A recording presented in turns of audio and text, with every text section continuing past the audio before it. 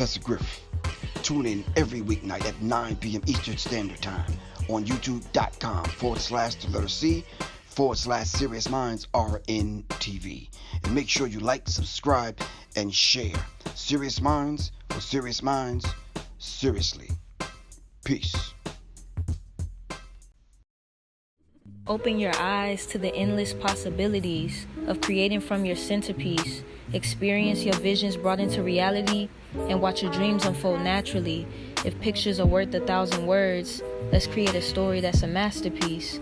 Caso Visions. Capture your visions.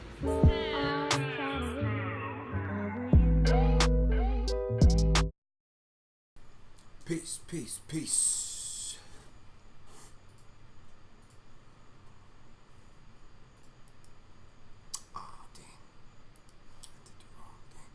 Peace. What's good, everyone?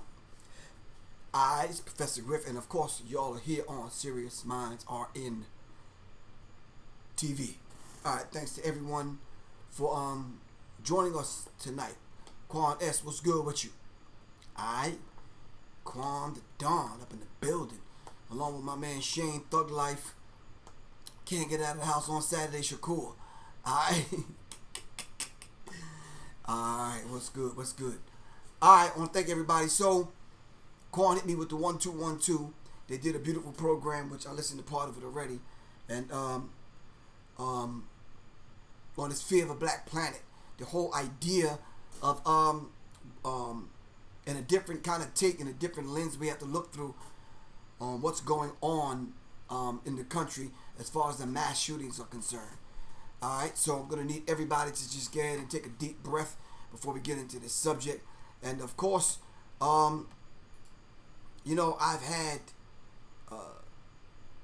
several kind of people contact me about this particular subject and say, look, you got to do something. At the same time, the reparations for the LGBT homosexual community, reparations. And I'm like, okay, I didn't hear about that, so I was kind of busy over the weekend, so I didn't get a chance to kind of dive into that. So I really don't know what that's about until I look into it. But yeah, the subject, the topic of this weekend that was prominent in the news, because in less than 24 hours there were two shootings, two mass shootings. I believe Dayton, Ohio, and El Paso, Texas. So peace to everyone. This is Professor Griff on Sirius Mindz. Assalamu alaikum, good evening, whatever greeting you go by, hotep, or just simply peace. All right. So I want to thank everybody for joining the discussion tonight, and hopefully you have something to bring to elevate the discussion so we get a deeper understanding of what's going on in the country. All right, so I want to thank all of the supporters of the Sirius Mindz platform. Of course, we are still doing the hat drive to get ahead and raise some money for the platform. All right, to make sure Quan has everything she needs so we can keep that Zoom thing popping off. Alright, the hats are $35, no shipping and handling. Just hit the hashtag Professor Griff, the Cash App, and let's take it from there. So, like I said, it's a 4-sided 3D embroidery stitching, black and gold, official Sirius Mindz hat. Alright, really appreciate that. Alright. Shout out to everyone that came to the party to get together. We had a beautiful, beautiful, beautiful time. Thanks to Aisha Ra.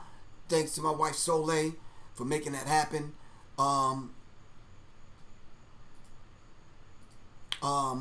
Thanks to Black Dot Cultural Center. Kazembe, thank you very much. Thank you, Brother Rich. Brother Rich Muhammad. Brother Rashad for coming through. Along with Jahid Muhammad and Sister Shireen. And everyone else that came through. Shout out to my man Coop. Shout out to my nephews, Bean, Swally Lee. Shout out to everybody that came through. Duan, of course. Alright.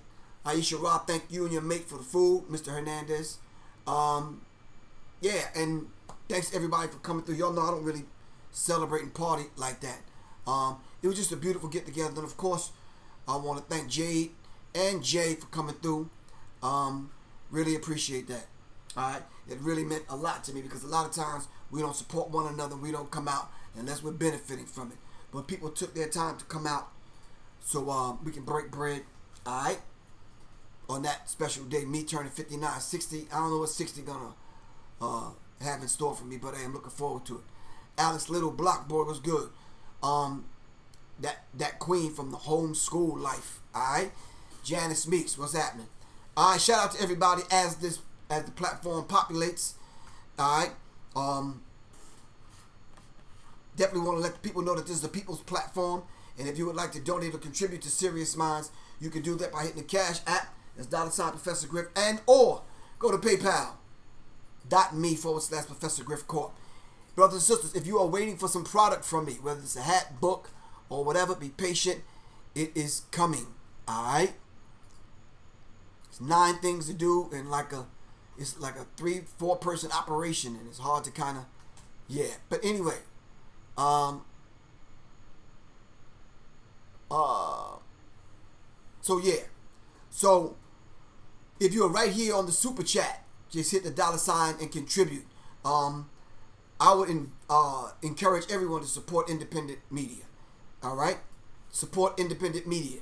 It's just that this independent media would like to send out some ebooks, would like to send out some information, would like to send out some PDFs, would like to send out these things that's going to elevate the consciousness level of our people. All right, you can support by purchasing a hat, a t-shirt, whatever. See, what this does is this quiet all the people down from getting on YouTube and up under the comments talking about people. We got these I don't know, they call them conscious beggars or whatever. That's what they say. Yeah, because they think we don't spend money doing this. Which, I don't care if it's an Uber ride, you still spend money. You understand? I don't care if it's electricity, you still spend money. I don't care if it's doing research, you still spending time, energy, and money. And I think the people that say those kind of things have never taught one class in their life. You know, never been responsible for anything but making up their bed. You understand what I'm saying? And brushing their teeth. And they don't do that too well. Shout out to Hassan Burton. Yeah, so we're making it happen right here on Sirius Mindz RN TV. All right. You can also support by go to www.professorgriff.me. All right. Let me go there. See what it's looking like over there. www.professorgriff.me. All right. On this platform, we're about the business of raising our vibrational pitch of our people's thinking into the mind of the creator and the co-creator. We're standing on the shoulders of our ancestors, and we're kneeling at the feet of our elders. All right? Just to let y'all know, there's 2 albums coming out by the end of this year. Soleil's album, Under the Veil, and Professor Griff's album. She's thinking about retitling that, and I'm thinking about retitling mine. It was originally entitled Heavy Mental in the Revolutionary Age of Ghetto Metal, because I'm doing that ghetto metal for real. Thinking about it, but we'll see what happens. All right. Algernon S. was good. All right. All right, Bryce Clemens, what's happening, man? I hope everybody on deck. I hope it's populated so we can dive into this particular subject, because there's some things that we need to talk about. Shane, put up the what's the flyer for the class? Did you get it yet? All right, we gotta make this class happen. This is Monday night. All right, we have 7 days to populate the class of 24 people. The class is $25. It's part 2 of the emergency survival class. We have 7 days to get 24 people. So everyone that's on here, contact 5 people and let them know the class is happening. All right. They have to pay for it at paypal.me/Professor Griff Corp. Alright? Can y'all send me a peace sign, Black Power Fist? Raise your hand if you just heard what I said. I'm going to wait. 24 people.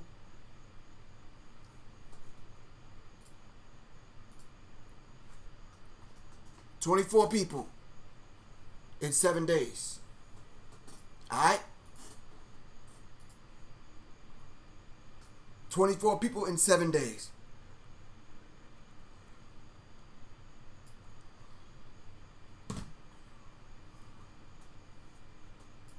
Thank you. That homeschool life got you.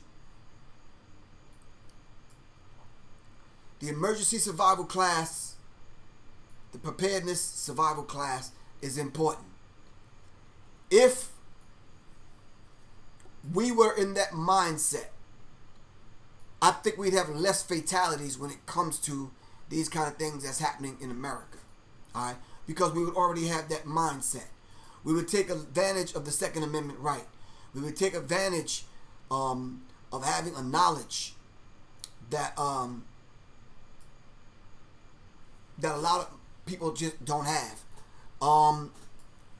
Yeah, so because when it comes to surviving in America, I think it's imperative, all right, that we have this particular knowledge of surviving.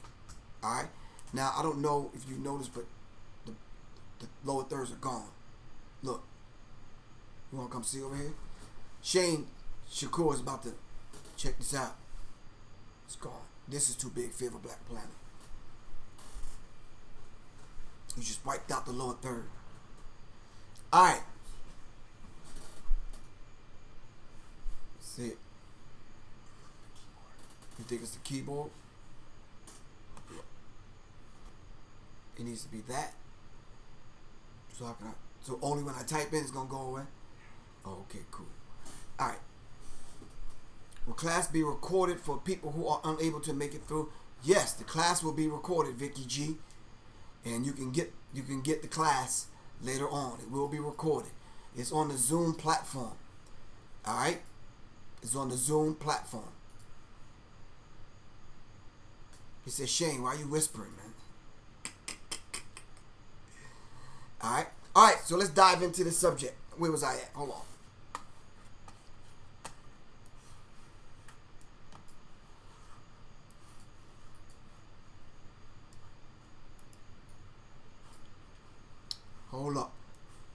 Hold up, wait a minute. Y'all didn't catch that.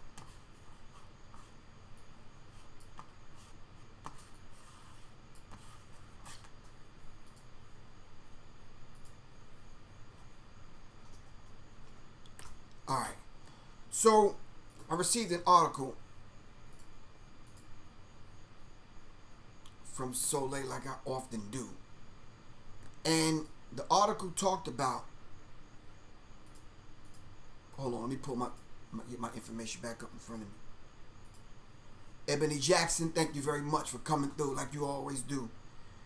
All right, we got one person. We got Ebony Jackson on deck. All right. Thank you, Ebony. We're making it happen.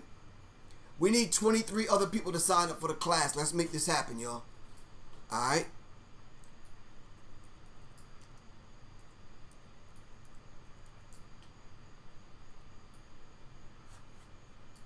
All right. I'm pulling the information up. All right. Now, so, Trump is enabling young Americans to commit terrorism. Ex-FBI official says. All right. Can you find that? Trump is enabling young Americans to commit terrorism. All right. Let me turn it.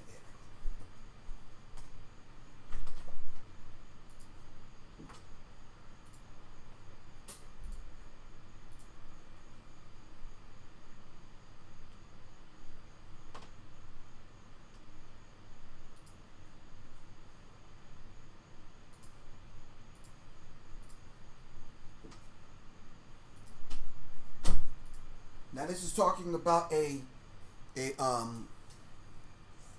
is talking about the ex-FBI official says this. All right. The Gilroy Festival shooting. All right. Hours after the mass shooting in El Paso, Texas, Saturday, which left 20 people dead and at least 26 others injured, former FBI Assistant Director Frank Figliuzzi, I guess that's his name, must be Italian or something, or Greek, accused President Donald Trump and his administration of facilitating and enabling American youth, whoever you are, I can't answer the phone, American youth to commit acts of violent domestic terrorism by failing to explicitly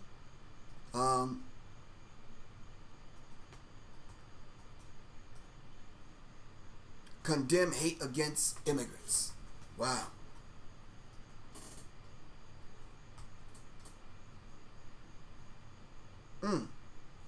A gunman reported opened fire at a Walmart this morning near Cielo Vista Mall in El Paso, Texas, causing multiple fatalities. Later, 21-year-old Patrick Crucius was identified by several news outlets as the shooter after El Paso police spokesperson Sergeant Go. Now, this person is calling me twice.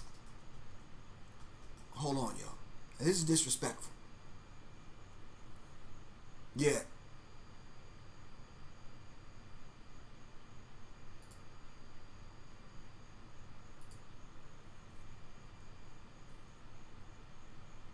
Hold on for a second. I got 316 people blocked on my phone, and dipshit that just called me makes 317.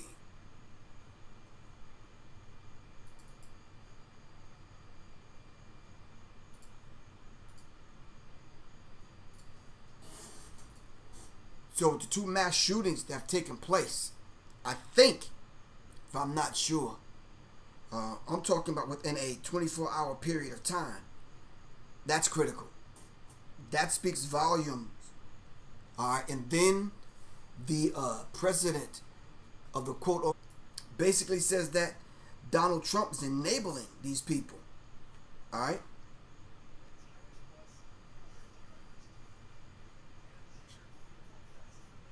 Is that me or you? Oh. Donald Trump is enabling these people to do this. And it's like you have to, as the president of the United States, come on and condemn this particular behavior. All right? So basically he's giving the okay and the thumbs up and the green light to young whites in America that do not like black people, do not like Mexicans, do not like Jews, do not like women, do not like Native Americans. So, yeah. But I wanted to play you a piece. Hold on. Because this is like one of the first one of the first reports I've heard. All right. Keep going. Run out that way. Keep going. Keep going. Run. That's the first rule when faced with an active gunman. Keep going. Keep going. Keep going. And if you cannot run, then you try to hide. This shopper cannot see what's happening, but they can hear the shots. I know. Outside, the devastation of the attack is everywhere. There are dead bodies scattered across this car park, and you can hear the distress from those who had to find them. Help!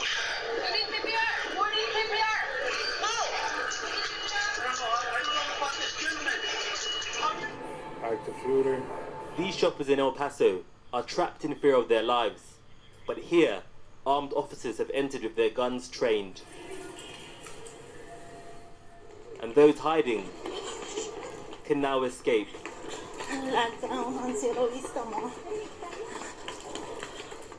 3,000 people came to this shopping center during the busy back-to-school season. 20 of them. Now, let's understand something. When it's this kind of chaos happening in America with an environment that 46-1 helped to create this particular tension, very tense environment in America, and with the giving the thumbs up to white supremacists and these other neo-Nazi type groups, and even if they're not in a group, they give he gives credence and the thumbs up to the neo-Nazi type mindset. All right, that's pulling us off. So now he wants to blame it on mental illness. Thanks, Donna Sharif. He wants to blame it on mental illness. All right. Well, we need to get to the crux of what the mental illness is.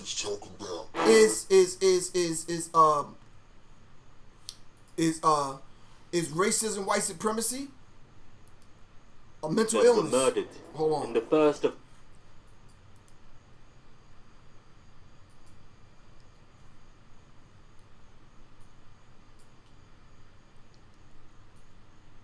Is racism, white supremacy a mental illness? I'm just asking a basic question. Help me out, y'all.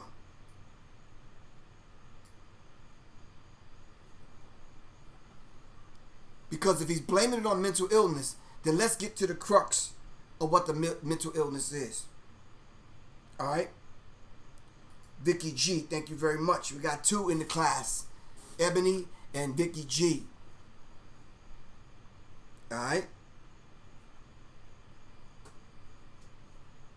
So I'm saying to y'all, in no uncertain terms, we have to get to the core. And I think this is what Quan and Alex did, which we're going to cover tomorrow in part 2 of this Fear of a Black Planet. This is part 1, and I'm diving into the whole idea of that particular mindset. And the mindset that I'm talking about is this mindset that Donald Trump is actually given white supremacists to go ahead in the green light to commit these kind of acts.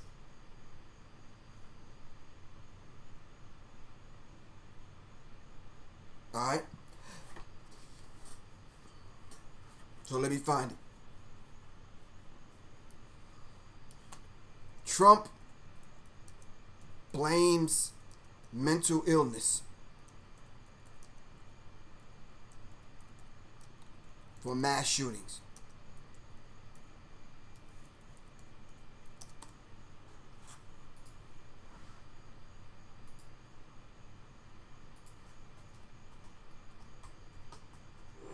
Hate has no place in our country. Whoa. His first line was, hate has no place in our country. Did he say that? Or maybe I'm just hearing things. Let's rewind the tape. Hate has no place in our country. We have to get it stopped. This has been going on for years. For years and years in our country. We have to get it stopped. We have done much more than most administrations, and it's not really not talked about very much, but we've done actually a lot. But perhaps more has to be done. But this is also a mental illness problem. If you look at both of these cases, this is mental illness. These are really people that are very, very seriously mentally ill. I just want to also thank the law enforcement in both places. The job they've done is incredible. I also want to congratulate them. I mean, nobody could have done what they've done. This could have been as bad as it was. It could have been so much worse. I just have to thank them. The job they've done is incredible. They were right on the ball in El Paso. They were there so quickly, and in Dayton in less than a minute. Think of the damage he did in such a short period of time. In less than a minute, the law enforcement acted and killed him. And it would have been unbelievable. It was horrible, but it would have been so much worse. It could have been so much worse. Sometimes when I listen to this guy, I can't wrap my brain around it, man. Do you ever really listen to this guy, man? It's like, yeah, it's like, yeah. Even every other president would have used the term neutralize and still they killed it. Yeah, presidents really, they just don't. They don't do that. Yeah, So, now listen, I'm not, maybe it's just me, but help me out. Was the vast majority of people murdered in Dayton black? Did y'all read the articles? All right.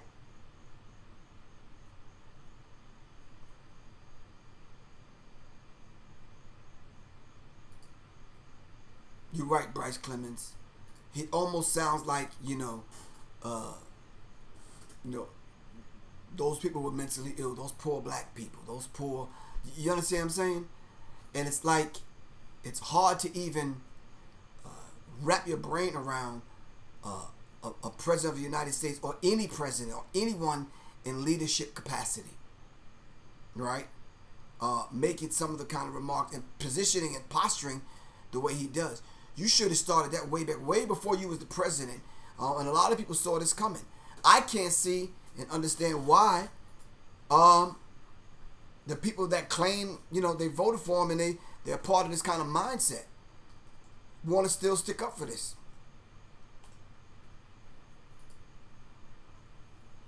One more time. Let's hear your president.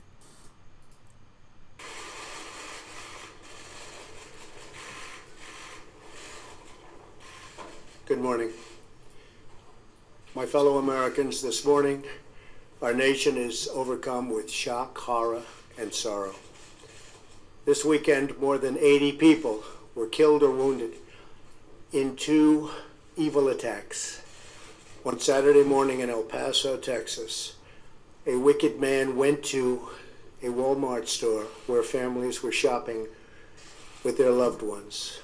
He shot and murdered 20 people and injured 26 others, including precious little children. Then, in the early hours of Sunday morning, Dayton, Ohio, another twisted monster opened fire on a crowded downtown street. He murdered 9 people, including his own sister, and injured 27 others. The First Lady and I join all Americans in praying and grieving for the victims, their families, and the survivors. We will stand by their side forever. We will never forget. These barbaric slaughters are an assault upon our communities, an attack upon our nation, and a crime against all of humanity. We are outraged and sickened by this monstrous evil, the cruelty, the hatred, the malice, the bloodshed, and the terror. Our hearts are shattered for every family whose parents, children, husbands, and wives were ripped from their arms and their lives. America weeps for the fallen.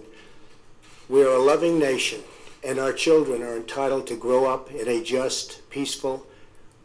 Wait, I had to stop it. Did he say we're a loving nation?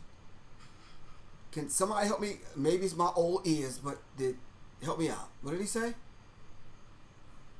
Okay, I gotta rewind. I'm sorry, but I have to rewind it. For the fallen. We are a loving nation, and our children are entitled to grow up. He said we're a loving nation. Can I ask you something? Who is America loved? That's just a question I'm asking. Who is America loved? I'm just kind of throwing that out there. All white men. All white men?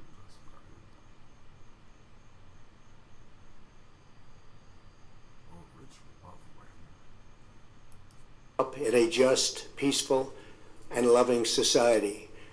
Together, we lock arms to shoulder the grief. We ask God in heaven to ease the anguish of those who suffer, and we vow to act with urgent resolve.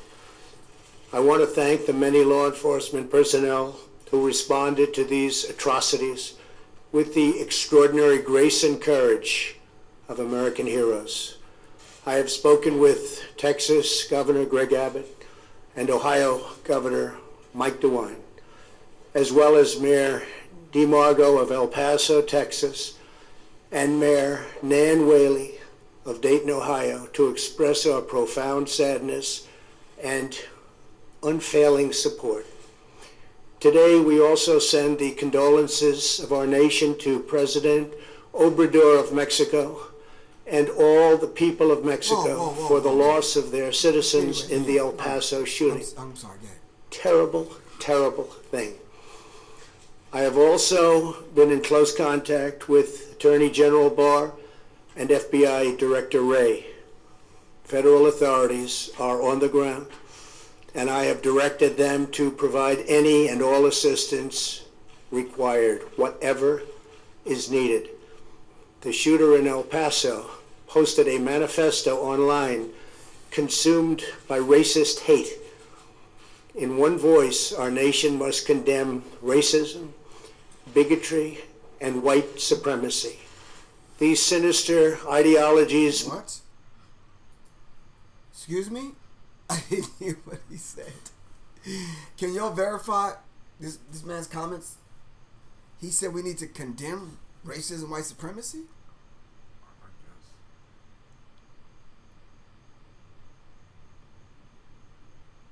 guess.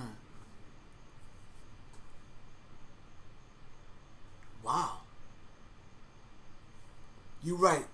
Kellyanne wrote that one. Yeah. Kellyanne definitely wrote that one, man. All right, let's continue. Must be defeated. Hate has no place in America. Hatred warps the mind, ravages the heart, and devours the soul. We have asked the FBI to...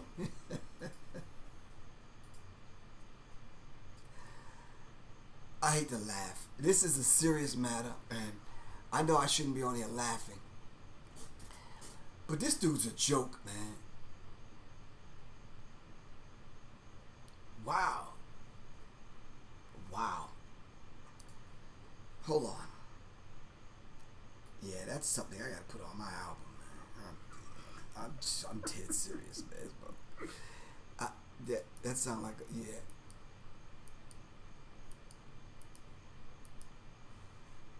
Hate has no place in America. Hatred warps them. One voice, our nation must condemn racism, bigotry, and white supremacy. These sinister ideologies must be defeated. Hate has no place in America. Hatred warps the mind, ravages the heart, and devours the soul. We have asked the FBI to identify all further resources they need to investigate and disrupt hate crimes and domestic terrorism, whatever they need.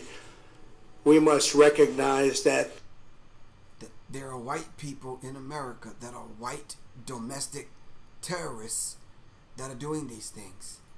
But why is it that when we hear him, he's coming after black people in Congress? He's coming after the Squad. He's coming after Cummings. He's coming after black people. But yet you turn around and these gunmen, they answer Trump by, following his cue, following his spirit. So let's understand this dynamic and how this thing is being played out. So I think Quan and Alex went into racism, white supremacy, as it is given to us by Dr. Francis Cress Welsing and some of the other ancestors. All right? And we need to look at that and look at it and be very clear in our approach to how we're going to have some kind of resolve with ourselves. All right? But first we got to be able to understand the dynamics and the position that we've been put in. the internet has provided a dangerous avenue to radicalize disturbed minds and perform demented acts. We must shine. I gotta hear that again. They need to investigate and disrupt hate crimes and domestic terrorism, whatever they need. We must recognize that the internet has provided a dangerous avenue to radicalize disturbed minds and perform demented acts. We must shine light on the dark recesses of the internet and stop mass murders before they start. The internet likewise is used for human trafficking, illegal drug distribution, and so many other heinous crimes. The perils of the internet and social media cannot be ignored, and they will not be ignored. In the 2 decades since Columbine, our nation has watched with rising horror and dread as one mass shooting has followed another, over and over again, decade after decade. We cannot allow... So is he saying basically, but because of the internet, that people are mentally ill, and that's the reason why there's the rise in these mass shootings? What about prior to the internet?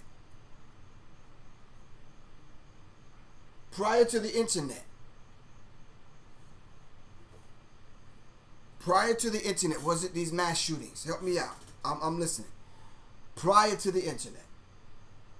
So then if this character is going on talking about and blaming these mass shootings on mental illness and then subtly putting it on the internet, yeah, nah, no, no, no, we gotta hear him, we gotta hear him, we gotta hear him, You understand what I'm saying? We gotta hear him. Seriously. Sounds like double speak. Yeah, that's what it sounds like, double speak. Of course, he's Allow ourselves to feel powerless. We can and will stop this evil contagion. In that task, we must honor the sacred memory of those we have lost by acting as one people. Open wounds cannot heal if we are divided. We must seek real bipartisan solutions. We have to do that in a bipartisan manner that will truly make America safer and better for all. First, we must do a better job of identifying and acting on early warning signs. I am directing the Department of Justice to work in All right, so y'all know that someone is moving his mouth and pulling those strings. You understand what I'm saying? Because right after this, I want to see the action that comes behind this. Because what have they done since the last mass shooting? You sent more troops to borders. You understand what I'm saying? You talked about more black people than the law allows. So no. No. Something has to change. And one of the wives of one of the victims, he had been selling things to raise money for the soccer team he coaches, shot in the chest. His wife asked me, why is this happening in our country right now? Why will this continue to happen? How do we change this? And Jake, I've got to tell you, in addition to universal background checks, in addition to ending the sales of weapons of war into our communities, in addition to red flag laws, we've got to acknowledge the hatred, the open racism that we're seeing. There's an environment of it in the United States. We see it on Fox News, we see it on the internet, but we also see it from our commander-in-chief. And he is encouraging this. He doesn't just tolerate it, he encourages it. Calling Mexican immigrants rapists and criminals, warning of an invasion at our border, seeking to ban all people of one religion. Folks are responding to this. It doesn't just offend us, it encourages the kind of violence that we're seeing, including in my hometown of El Paso yesterday. So I want to talk about that in a second, but I do want to show this picture of you visiting with a victim named Rosemary. And this is 13 hours of bloodshed, 29 dead, and 2 mass shootings. All right, 2 mass shootings. The second mass shooting is not getting as much coverage as the other one. Can y'all please answer the question for me? Why? All right. Vast majority of the second victims were black people. All right.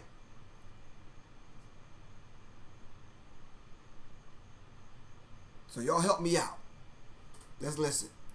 Who you said was shot in the chest, but she is doing well after surgery. Obviously, we want to bring as much attention to the victims of this as much as possible. So I do want to talk about how we can stop it in 1 second, but if you could tell me about that moment meeting Rosemary. You know, I'd met her son on the flight back from Las Vegas. He approached me on the airplane, told me that he'd just learned that his mother had been shot in the chest. His grandmother had been shot in the stomach. His great aunt had also been shot. He was flying back to El Paso, and he asked if I would join him by going to University Medical Center, where I met Rosemary. Both of her lungs punctured, her lungs being drained as I was talking to her.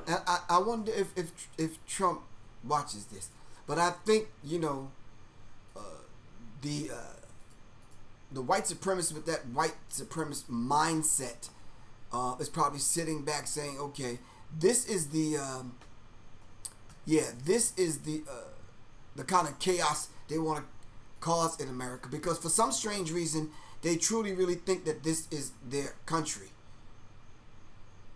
You understand what I'm saying? But just with that mindset, the whole idea of go back, send her back, go back to your own country, it's critical, man. It's really critical. Let me see.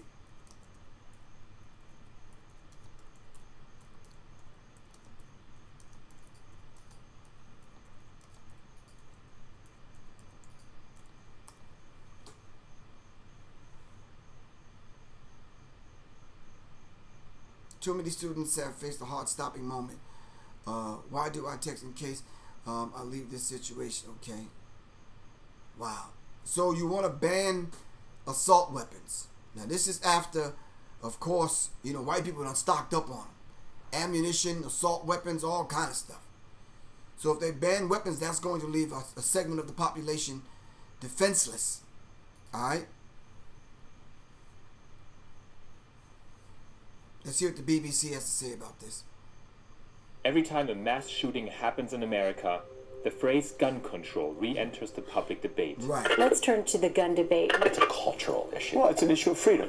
This is probably harder for you to talk about. We do care about Dead babies. We do care. That's what you said. That's what you said. Google searches for gun control spike in the 48 hours following an event. But interest fades just as quickly, and within a week it's almost down to normal levels. There are exceptions, of course.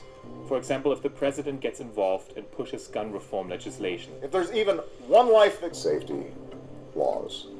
Political leaders can keep gun control in the public spotlight by demanding action in unusual ways. We will occupy this floor. We will no longer be denied a right to vote.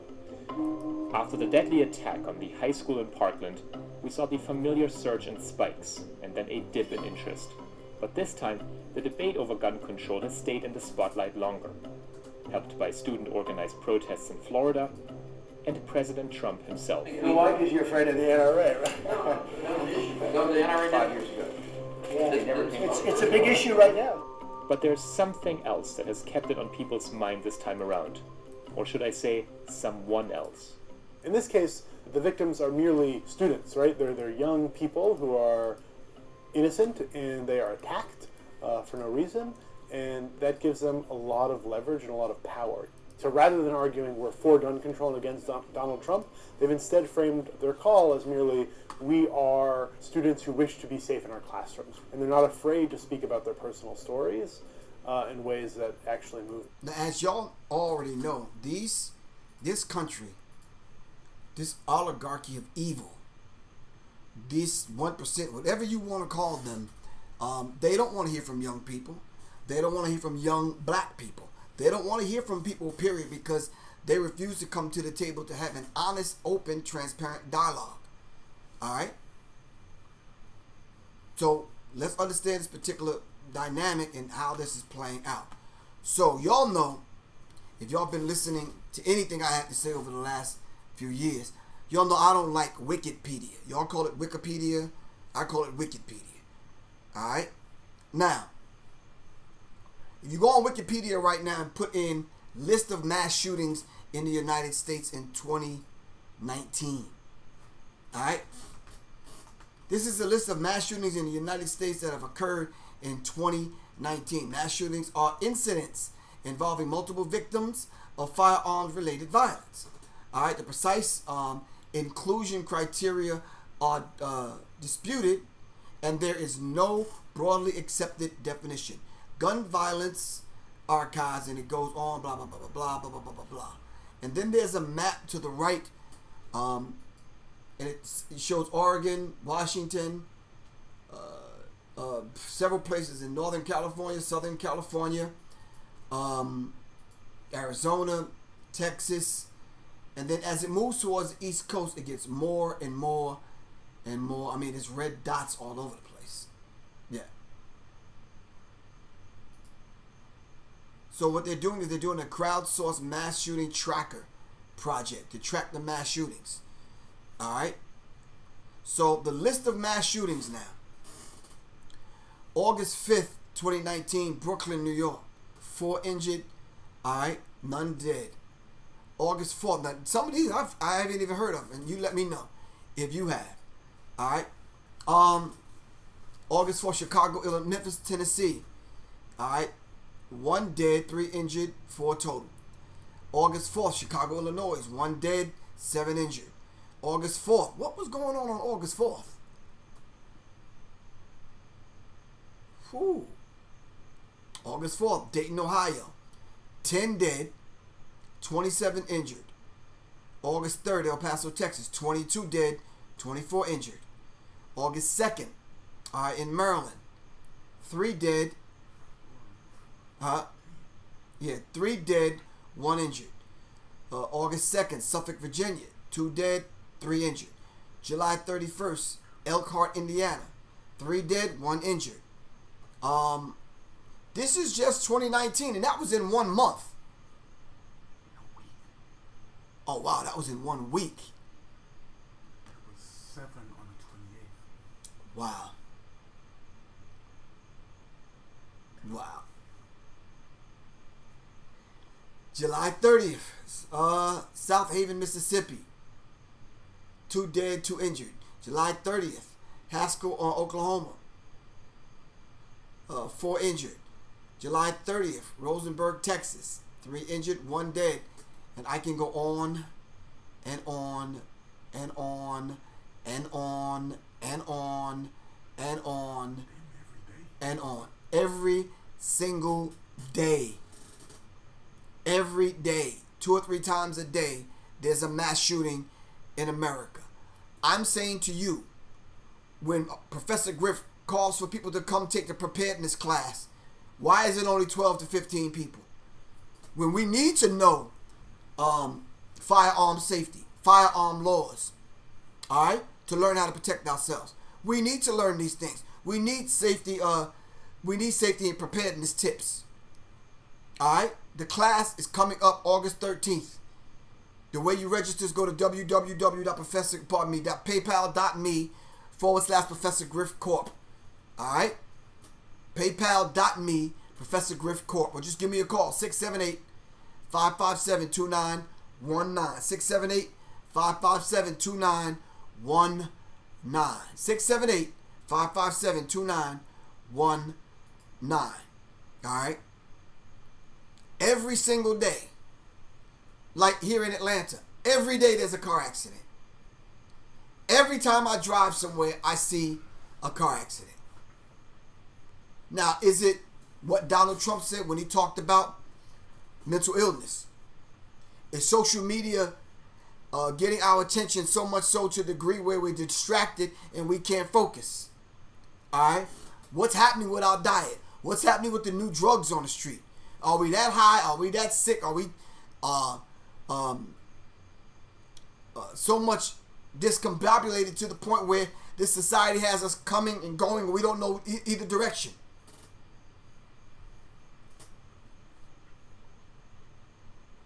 This mass shooting in America this year alone started January 1st. Tallahassee, Florida.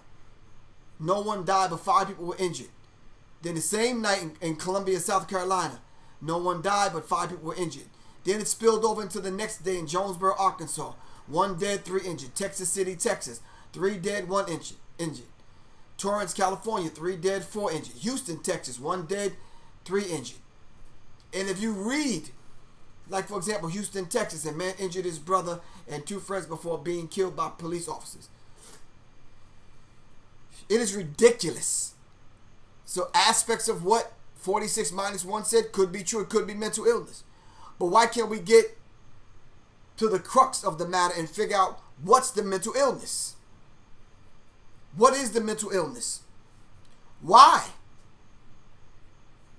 And why is it always white people? What's the mental illness there? Do they eat a different kind of food than we eat or something? Breathe a different kind of air? Or is it a mindset and ideology that the President of the United States fosters and encourages?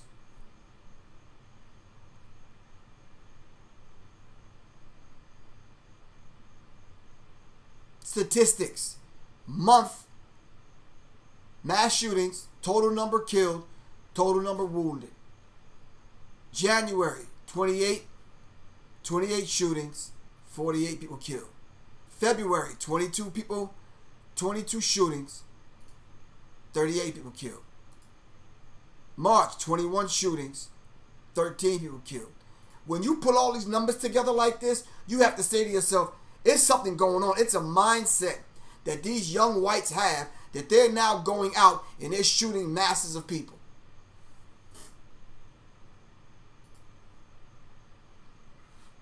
Sometimes jokingly, I'll be at Walmart somewhere or Target's and I see little Johnny running around, cursing his mom out, pulling away from his mom, just wreaking havoc, man. And in my mind I say, see, that's a future little terrorist right there. that's a future little mass shooter, you better get a hold of that shit right now, white lady.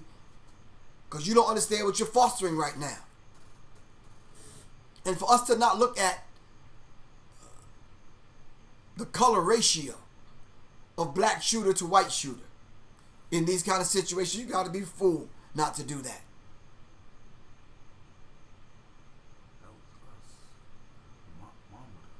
Yeah. Definitely. So we have to begin to figure out what we need to do. If it is mental illness, then yeah, we need to kind of get back to those principles, all right, that bring us back to the center, to the point where we're not taking an AK-57 going in and a Walmart and shooting down people. What mindset is that?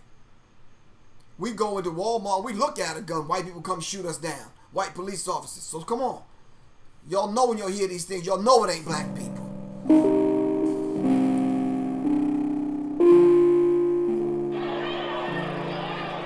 Five deadliest U.S. modern mass shootings. That's AR. Las Vegas, Nevada. At least 50 people were killed and hundreds injured after a gunman opened fire on a crowd. What kind of coward do you have to be to open on a crowd at an outdoor country music festival? Police said Stephen Paddock opened fire from his 32nd floor hotel room. Now stop right there. If you don't know anything about shooting, distance versus velocity of the bullet and that kind of thing, yeah, 32nd floor shooting at a crowd of people, yeah, you got to be an expert. All right. So this gunman killed himself before SWAT can get there. But then when they started doing the investigation on who this individual was, all kind of stuff was coming up.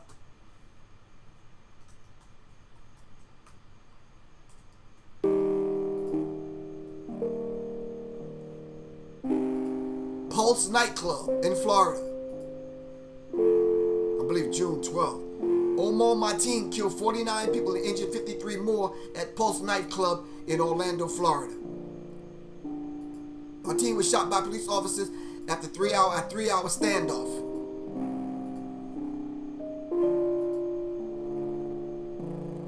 Virginia Tech. I believe that was April 07, I believe.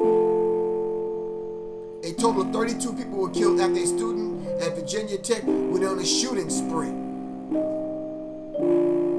on campus before killing himself. The gunman, Sang Yu Cho, had previously been diagnosed with mental illness, but was able to legally purchase weapons. Callers indicating she thinks there's someone shooting in the building. This is Sandy Hook, which a lot of conspiracy theorists have written off as a false flag. We have one now in room 1. 20 children and 6 adults were killed at Sandy Hook Elementary School. One who has received a shot wound to the foot. Other injuries. Advice for ambulance. In Newtown, Connecticut. Okay, these units the shooter was Adam Lanza, the son of a teacher at the school.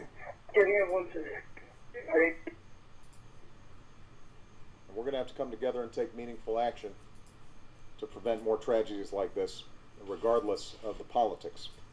Come together and take meaningful action, regardless of the politics. That sounds like a president who cares. Unlike 46 minus 1, you know, this is, it's mental illness. Shh.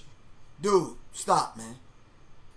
Aspects of it is mental illness. But let's not deal with the effect and not deal with the cause of the effect. What is the cause of the mental illness? And then let's get to the bottom of it.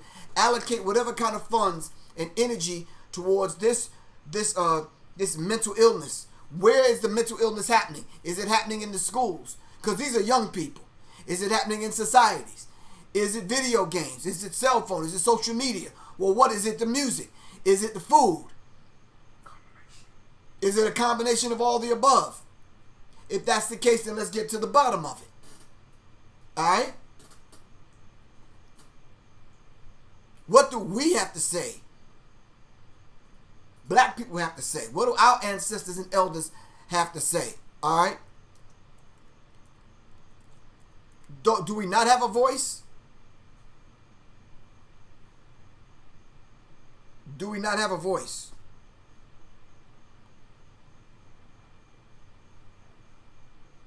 We have to be able to raise our voices, man. We have to be able to raise our voices up so our people can hear us clear. Because if we have no voice, in this, they're going to think, oh, okay, well, it has nothing to do with me. I didn't get shot. So what? And it's like, wow. Wow. Wow.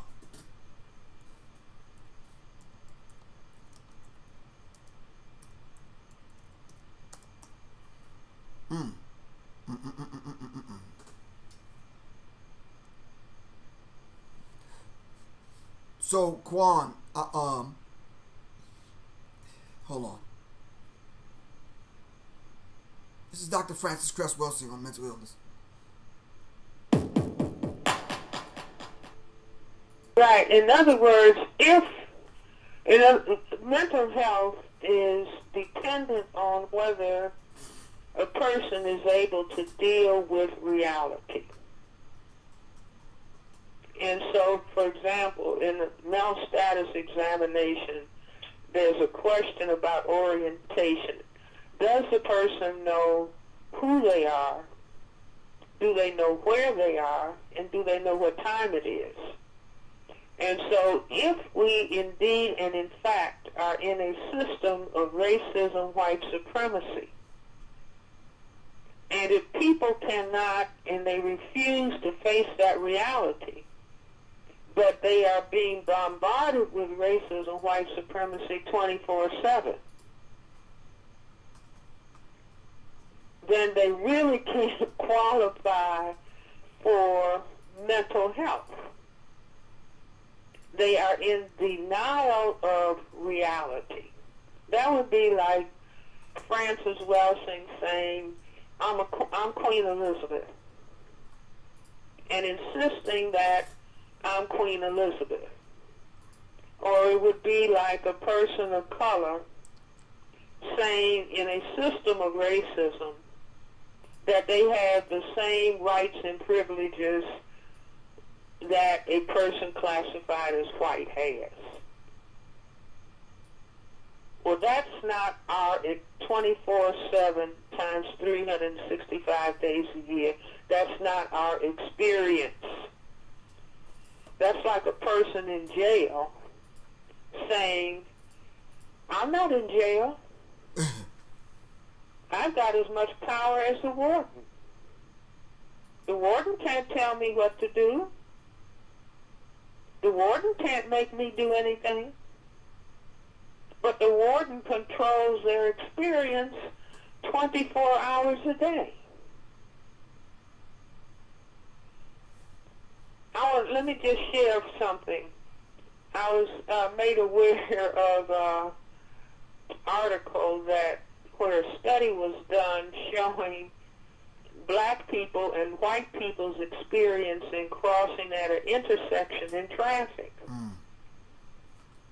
And that it takes 30% longer, more time for a black person to be able to get across the intersection than a white person. Now that's profound. Traffic will stop when a white person is trying to cross the street. But it will take 30% more time for the traffic to stop when a black person is trying to cross the street. Seems no different than a black person can't walk in a bank and get the same interest rate that a white person can get. Walk on a job and get the same salary that a white person can get. walk in a real estate office to get property in the same way the white person can. Now, this is the reality in this system.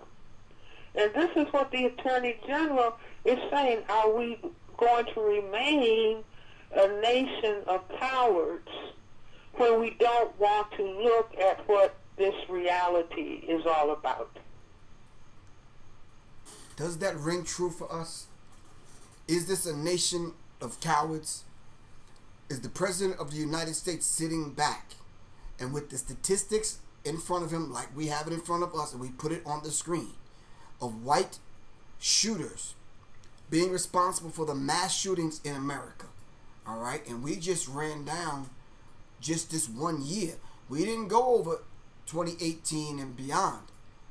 All right, we talked about 2019. And there were so many mass shootings. In July, it was 52. 52 mass shootings in July. Wow. That killed 202 people. Some people are saying separation is our only solution. Is that true? If we go somewhere else, will we still have this issue? Let me tell you something. Right now, if everybody, black people, packed their bags and we had a whole 2 countries in Africa that was just ours, they'd still be crying. Everybody ain't gonna go over there and be peaceful. Huh? What if they kicked all of us out of America? Or what if they gave us 8 to 10 states in Southern America that's just ours? Do you know the police force that we would have to put together to contain and unlearn this behavior that we've learned in America?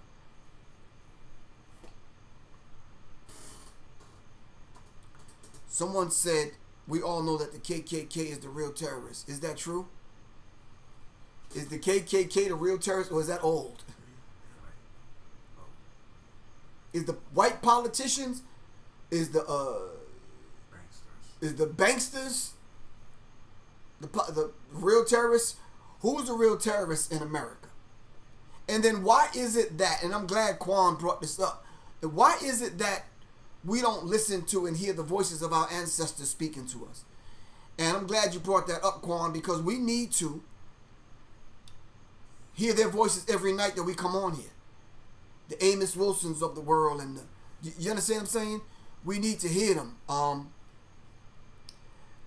Just to let people know, because if we don't listen to them and hear them, who's going to do it, man? Let me see.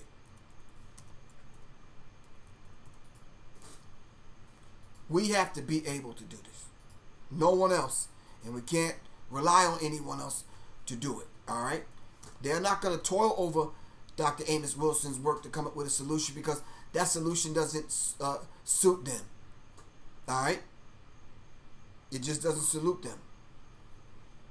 So here's a 10-minute clip on Dr. Amos Wilson, all right, where he talks about how white society promotes violence in the African. Assume the ownership of the means of production and learn self-control. If the society moves our children into black-on-black violence because it engages them in frustration and the dealing with their frustration in incorrect ways, then we must train our children to be task-oriented, to solve the causes of problems and not engage in dealing with the symptoms of problems. We must teach them to discern the sources of their frustration and remove those sources and tear them out from the root. We must teach them how to use their anger and aggressive feelings positively. Every emotion that is in the human mind is there for a positive reason, and they must be used for positive reasons. Anger is a positive emotion if it is used correctly. So is aggression. God did not put anger and aggression in you just for negative purposes alone, but we must be taught how to use those things. We must teach them to be resourceful and how to get around those frustrations, to develop social intelligence, skills, and competence. We must teach them coping strategies for stress. If they displace their anger and use their anger to attack themselves and destroy themselves and to destroy others like themselves, we must get them to know their real enemy. We must get them to recognize that this enemy, this white man, is only a man, that he bleeds and dies like any other man.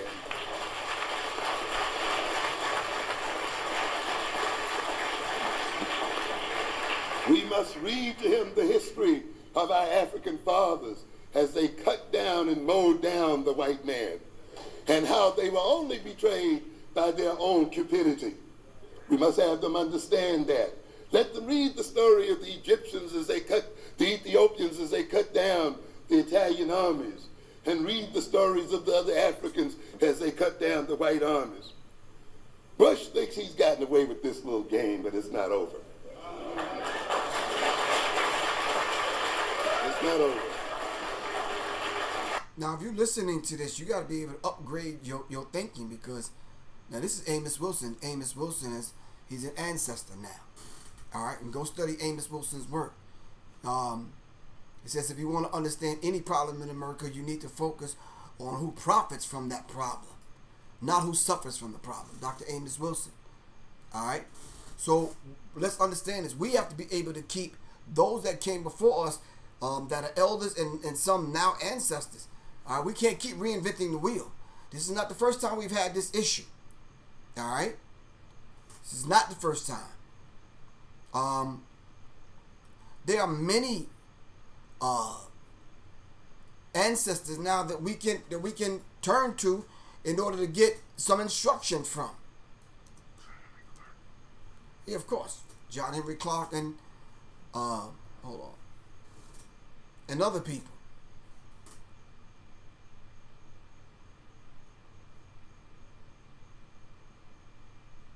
Hold on.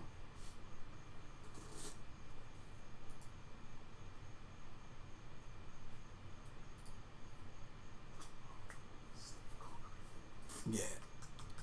So there's a lot of people that have came and stepped up to the plate, man. But are we paying attention to them, though? That's the key. That's the key.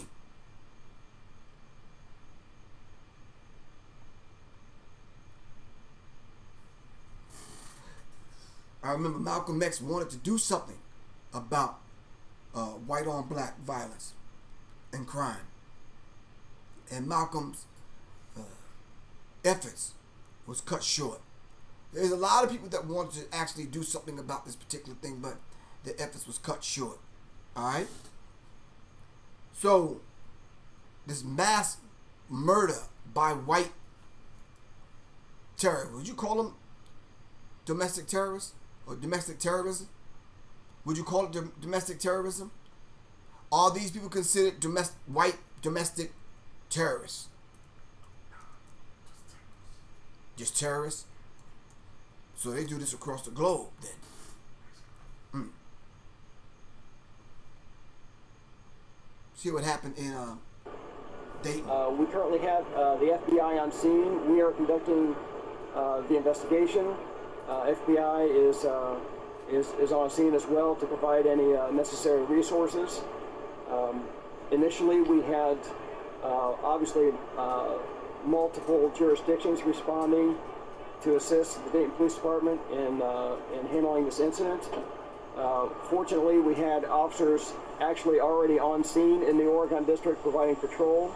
This is a very safe part of downtown, and it's a very popular destination for visitors in the Oregon District. So we regularly have officers in the area. Fortunately, we had multiple officers in the immediate vicinity when this incident started. So there was officers already on the scene.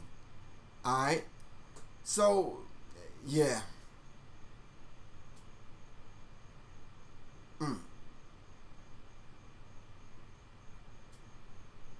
Here's a piece that So reaction is coming in from politicians here in the United States, both Republicans and Democrats, also the U.S. president. Donald Trump took to Twitter Saturday to condemn the attack. He said the shooting was not only tragic, it was an act of cowardice. He added, there are no reasons or excuses that will ever justify killing innocent people.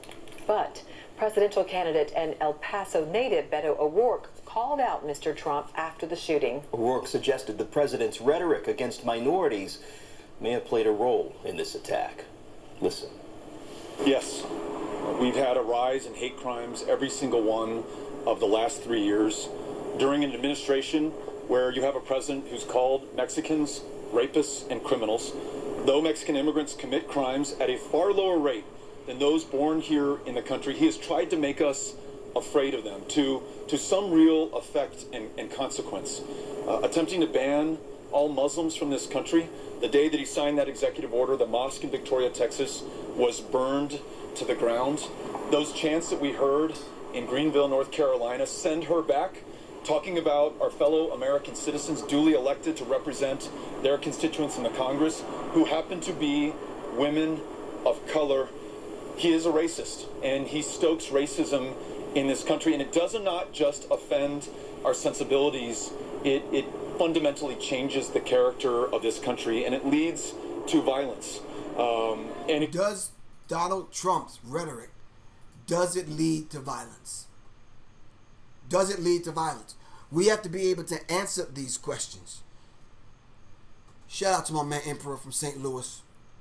But does it lead to violence?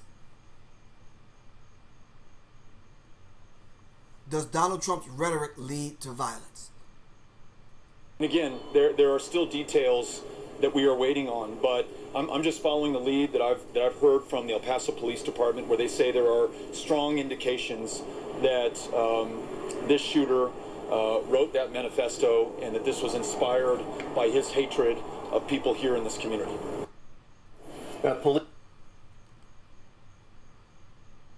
We all full of excuses until we find something that works, don't we? Like, I would totally get my... Listen to this. A new national poll asked Americans if they think President Trump is racist, and half of Americans surveyed say yes. Half. Let's discuss this with Michael Eric Dyson. His new book, What Truth Sounds Like, is now a New York Times bestseller, as well as CNN political commentator Scott Jennings. Gentlemen, we have to just repeat that headline. Half of Americans find the President of the United States to be racist. Scott, how do you make sense of that? Well, I think it's a reflection of the extreme political polarization we live in America right now. We are willing as Americans to ascribe all of the worst motivations to every policy view, to every action that our political opponents take. In this case, what the people who disapprove of Trump believe is that he's a racist and that everything he does must be rooted in some form of racism. I think during the Obama years, Republicans were also guilty of this. We ascribe some of Obama's motivations to the fact that he was not born in this country. He was a secret Muslim. I think what we have is such polarization that it drives us to believe the worst in our political opponents. Okay. It's a mistrustful environment, and it's bad. But Scott, do you think that any of it has to do with President Trump's own words or actions? Let me put up a few of them that people have called racist. He was accused, as you know, throughout the 70s of discriminating against minorities at his rental properties. In fact, he settled a case about that. That was in 1973, 1978, and 1992. He perpetuated birtherism, as you know, saying that President Obama wasn't born here, called Mexicans entering the country rapists and criminals. He refused to renounce David Duke, as you may recall. He said the Central Park Five were all still guilty, despite DNA evidence to the contrary. He said a judge could not be impartial because he was Mexican, had Mexican heritage, I should say. He said there were fine people on both sides of these Charlottesville protests that involved white supremacists. He attacks NFL players for kneeling during the anthem. He referred to Haiti and African countries as blank hole countries. So, Scott, do you really think it's just the polarization of the public, or do you think that it's possible that Donald Trump is responsible for some of this feeling? Well, some of the examples you cited, I mean, just because you disagree with people kneeling doesn't make you a racist. Okay, but how about the other ones? How about the ones about Charlottesville? But and look, as you know, I've been on this show with you guys, and I have disagreed at times with the president's language. Yeah, I don't agree. Do you think some of them are racist? No, I don't believe they're racist. I just believe they are not well informed, and I believe they might be the wrong tone at the wrong KKK, time. I don't believe the KKK just is looking for a discount on linen. It's not, a racist organization. They just wear sheets when they get up at night and sleepwalk. Here's the problem. This kind of grievous moral equivalency between, hey, they said Obama was something, they disagree with him, they were polarized, now they're looking at Trump.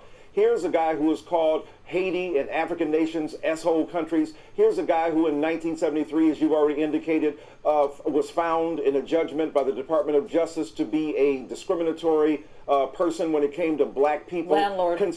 Landlord. Consistently, the Central Park Five, he called for their death, and even after they were exonerated, he still said it was outrageous. The reality is that we're talking about Neil deGrasse Tyson. He looks at stars. He looks through telescopes. Is he an astrophysicist? Well, the reality is this. Donald Trump talks like a racist, thinks like a racist, makes statements like a racist, conjures emotions that give succor and support to white supremacists and white nationalists. Yeah, he's a racist, because racism is as racism does. So, racism is as racism does. I think we could put a pin in it, and for tonight. And this is part 1 of Fear of a Black Planet. If we're going to do something live tomorrow, the young ladies are going to do something live tomorrow. Quan, let me know. All right, with the Sister Cypher. If not, I can play part 2. We got the mic check 1 2 1 2 on Wednesday, and of course on Thursday we have the we're back to the Sister Cypher. All right, Friday we can sum the whole week up. All right, this is Professor Griff, of course. Thank you, Quan. Really appreciate that for holding it down on that end. Thanks, Alex Little, Hassan Burton, Paulie, everybody else on that end. Johnny Taylor, Derek Muhammad, what's good with you, bro? Assalamu alaikum. And of course, we got Shane Shakur on this end, hold it down. And I am Professor Griff, the ex-minister, public enemy, right here on Sirius Mindz for Sirius Mindz. Seriously, and I am out for tonight. I will check you guys out on Wednesday, but I might have to check y'all out tomorrow. I'm not sure. We're going to figure some things out. All right, but I'll see y'all. Revolution is not an event. It's a process. Make sure you sign up for the class. Put the class. It's $25. Just hit me up at www.paypal.me/Professor Griff Corp. All right, if you want to participate in the class. I am looking for 22 more people. So, Quan, we got to get these numbers up, all right? Let's make it happen. And remember, if you want to donate to the cause, you can purchase one of these 4-sided Sirius Mindz official 3D baseball cap, all right? Snap black, all right? It's $35, no shipping and handling. Just send $35. I got you. All right, the cash app is $ Professor Griff. All right, it's Professor Griff. I'm signing out for Sirius Mindz. Double B, Brandel, what's good with you, bro? All right, Block Boy, stay up on it, man. Algernon. All right, peace, y'all. This is Professor Griff. I am out.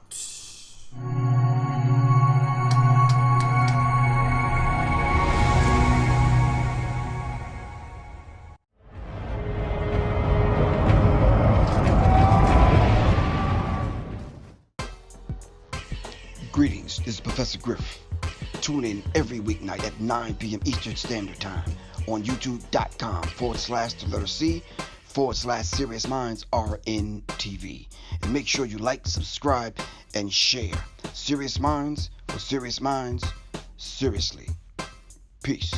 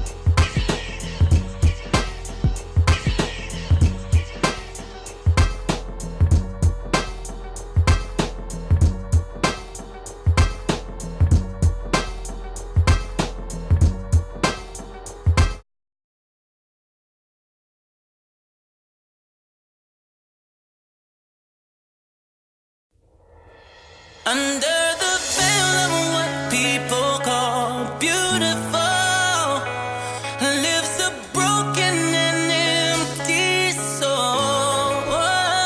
There's a whole lot of pretty faces all around the world, but that's only the physical. You'll never truly know if someone's beautiful until you look under the veil. Under the veil is tales, lies, and secrets. Into the heart and pales dyes you're seeking. But what you thinking is veil, blind and bleak when it's your mind and your soul that needs to be deep in. See beauty skin deep.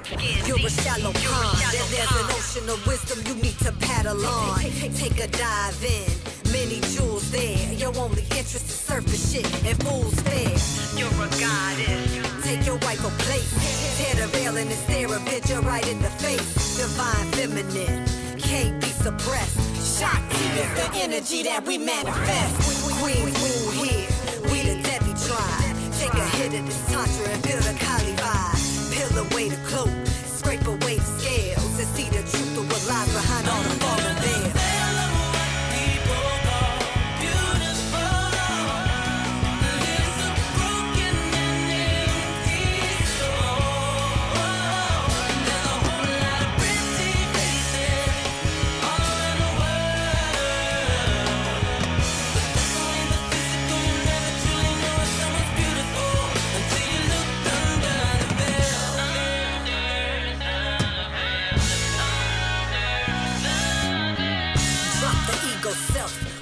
Trying to be, cause the yachtman is blanketed like a canopy. Antithetical, saying that you real when your identity lies in all that you don't reveal. Third eye blind, eyes to contact, so you can open the lotus up like a compact. Become an offering, something more to give than the physical body that can't forever live. Rooted in passion, before the right cause. Spiritual wisdom and knowledge that make you have pause. Then let it transmute, metamorphosize. See the truth of awakening right before your eyes. If it's perception, the real magic. For you to miss all this glory, it would be tragic. So get to tearing the veil as if it was fabric, and find yourself on the path, walking the labyrinth.